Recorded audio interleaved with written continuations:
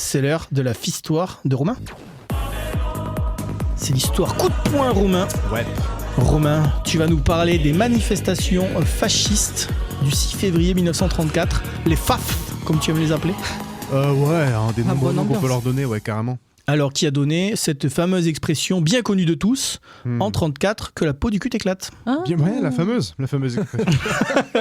Bon les camarades, ça y est, c'est le grand soir. D'ailleurs, pour les auditeurs qui écouteront ça, genre un peu plus tard, sachez qu'on est le lendemain des manifs du mardi, 500, voilà, la rue est à nous, travailleurs de tout pays, le gouvernement tremble, petit smoothie de LREM au fond des calbars.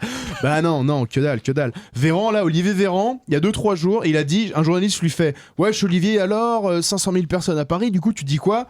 Véran, face cam, il arrive, il fait, la vérité, 3 000 personnes, 3 millions de personnes en fin de course. Mais burn en mood boot, c'est la même. De toute façon, voilà, moi, ces mecs-là, tant qu'il n'y a pas un Fenwick dans leur salon, ils bougent pas. Ils nous l'avaient dit dès le départ, qui viennent nous chercher. C'est de notre faute aussi si on suit pas la notice. Mais bon, force à tous. Je pense que ça va être une bonne année de manif. D'ailleurs, qui avait commencé sur les chapeaux de roue. C'est pour ça que j'ai fait la chronique, je sais pas si vous vous rappelez. Petite invasion de parlement au Brésil, quand même. D'ailleurs, avec une police franchement à la cool, Quand tu sais qu'elle bute en moyenne 20 gonzes par jour, mais ce jour-là, non, peinard, les gars. Ça devait être à 3/4 police municipale et un carnaval. Bon, en tout cas, le début de l'année, visiblement, c'est la saison du rut chez le facho. Tu vois, genre janvier 2023, c'est la invasão des conclusions nationales. Janvier 2022, c'est la fuck you Washington. Et là, bien sûr, le thème de la chronique, le 6 février 34. Alors, petit posage de décor. En Allemagne, en 1923, il y avait eu le putsch militaire raté. Alors attention, parce que là, l'impression de déjà vu que vous avez, c'est dans vos têtes. Ça s'appelle la paramnésie, c'est dû au manque de vitamines et tout, faut juste manger des oranges. Et donc après, vous le savez, 1933, Hitler arrive au pouvoir. En Italie, pareil, extrême droite qui arrive au pouvoir, et ouais, tranquille, mangez une orange. Et donc, que des voix inspirantes qui vont donner v'là la confiance à notre extrême droite française. Et donc, chez nous, on a ce qu'on appelle les ligues. Par exemple, il y a les Jeunesses Patriotes dirigées par Pierre Tétinger. Vous connaissez Tétinger? Les champagnes Tétinger. Vous connaissez? Ça existe toujours. Moi, je connais Tétinger, c'est celui qui avait marave des policiers. Lui, c'est celui qui avait claqué il est solo XP sur le pont là au-dessus de là. C'était magnifique ça. Vous ne passerez pas. Non, alors en tout cas, par contre, la Tétinger, lui, c'est un roman. Chef de parti fasciste, Vichy's collaborateur. Dès qu'il devient trop vieux et qu'il commence à se pisser dessus, il finit à l'EHPAD des fachos, donc l'Académie française. Je suis amoureuse.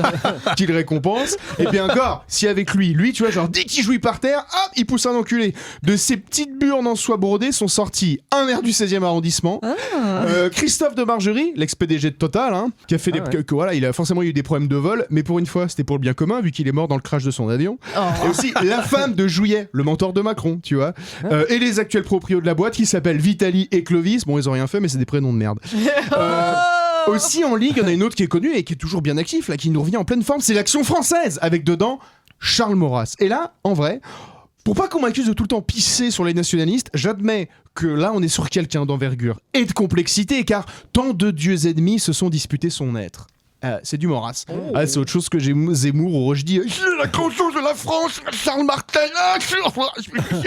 Bah oui les gars, faut arrêter de sniffer la culotte à Jeanne d'Arc, 1430 c'est une sacrée cuvée, c'est pas pour les petits bras.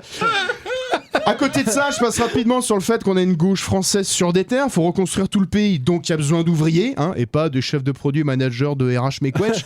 Donc le prolo de l'époque, il est pas tout seul à devoir tapiner sur son vélo dans le froid pour t'apporter des sushis. Il est communiste, il est armé, il est nombreux.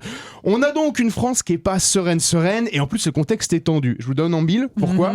À cause d'un problème de retraite. Mais non. Sauf que là, c'est plus exactement les pensions, les spéculations financières qui ont mis à mal les pensions des anciens combattants. Parce que, autre élément du décor, en 34, tout quarantenaire, il a passé le bac B, le bac baïonnette. Avec certains, l'option SVT anatomie, on retrouve les morceaux de ton meilleur pote pour l'envoyer à ses parents, ou physique-chimie, où t'apprends que quand ça braille moutarde dans les tranchées, c'est pas qu'il y a du rap de sauce. Et donc, autant dire qu'en manif, c'est un autre délire. Le lacrymo, il te l'attrape au vol et il s'en sert pour pimenter les merguez. D'ailleurs, les manifs. En 34, il n'y a pas de préavis. Veuillez nous autoriser à marcher dans la joie et le respect du mobilier urbain, loi des hôtels particuliers du CAC 40. Non. Là, c'est post-it sur le frigo du préfet 2 heures avant avec une phrase « On est hal ».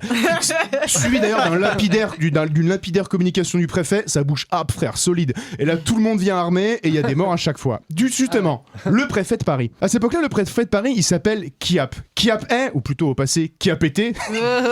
C'est un gars de droite qui arrive à ce moment-là à tenir à peu près tout le monde, mais en fait, le gouvernement de la 3ème République, qui est un peu à gauche avec Daladier, va commettre l'erreur de le virer dans le cadre d'une grande purge. Et là, ça pète. Manif monstrueuse contre et pour Cap. Il y a peut-être 50 000 manifestants, il y a du coco, il y a du fafa, mais ce jour-là, c'est l'extrême droite qui va prendre le dessus et qui fonce pour prendre le Parlement. Faut voir qu'en face des flics, là, t'as une foule qui a des flingues, qui a des barres de fer, qui mettent des lames de rasoir au bout de leur canne et qui lâchent des roulements à billes pour faire tomber les chevaux. Et ils savaient s'amuser. Hein. Ah ouais, bah ça va faire relativiser. Quand tu vois qu'aujourd'hui, les Schmitt, ils font leur pleureuse alors qu'ils sont protégés comme le chevalier Bayard et armés comme Schwarzy, c'était un autre délire. À la fin, là, ça fait une quinzaine de morts et des milliers de blessés. Le gouvernement de Daladier, du coup, se fait dans le froc, s'effondre et le gouvernement qui suit met un poil la barre à droite dans la mesure où dans le gouvernement, il y a Pétain et Laval. Oh. Donc, ça, des petits indices.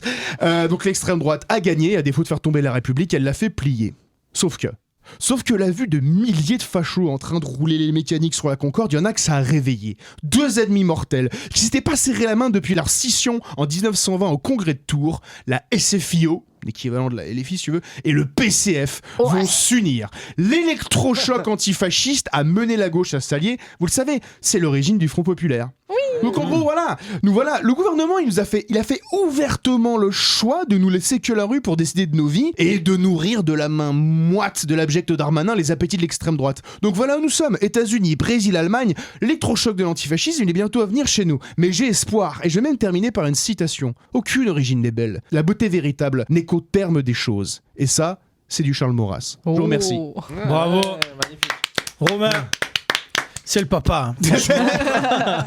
Abonnez-vous, likez et partagez notre podcast Louis 1664 à retrouver bien évidemment en intégralité sur vos applications de podcast préférées. Louis 1664, c'est l'émission Histoire et Humour. Josquin, Romain, Rémi et leurs invités vous accueillent à leur table pour donner à l'histoire la saveur d'un apéro entre amis.